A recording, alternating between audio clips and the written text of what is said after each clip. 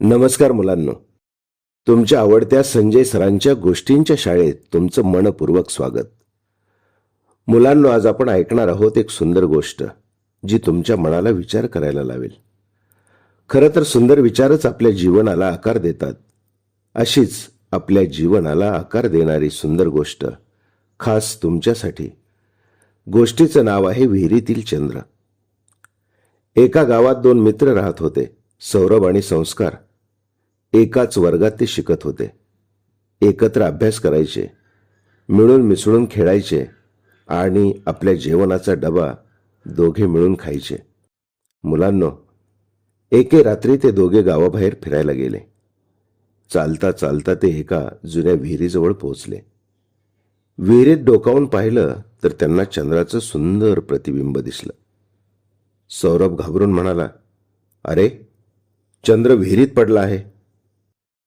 चल, आपण त्याला बाहेर काढूया. आपला तो मामा आहे ना."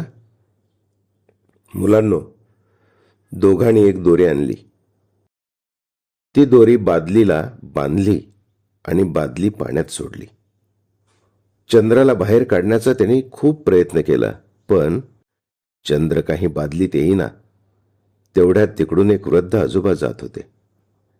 त्यांनी सहजच जाता जाता विचारलं, "काय करता रे मुलांनो?" दोघांनी घडलेली गोष्ट सांगितली. आजोबांनी त्यांना अलगत विहिरीपासून थोडंसं दूर नेलं आणि आकाशाकडे बोट दाखवलं. चंद्र तर आकाशात तसाच तेजाने चमकत होता. दोघेही हसू लागले. आजोबा म्हणाले, "मुलांनो, प्रत्येक गोष्ट दिसते तशीच असते असं नाही बरं का. कोणताही निर्णय घेण्यापूर्वी शांतपणे विचार करा आणि सत्य पडताळून पहा." त्या दिवसांपासून दोघांनीही एक नियम केला.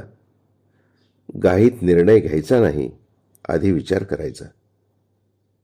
तात्पर्य: घाईत घेतलेला निर्णय अनेकदा चुकीचा ठरतो. शांतपणे विचार केल्याने योग्य मार्ग सापडतो. मुलांनो, कोणतीही गोष्ट ऐकली तर ती खरी आहे का हे नक्की पडताळून पहा.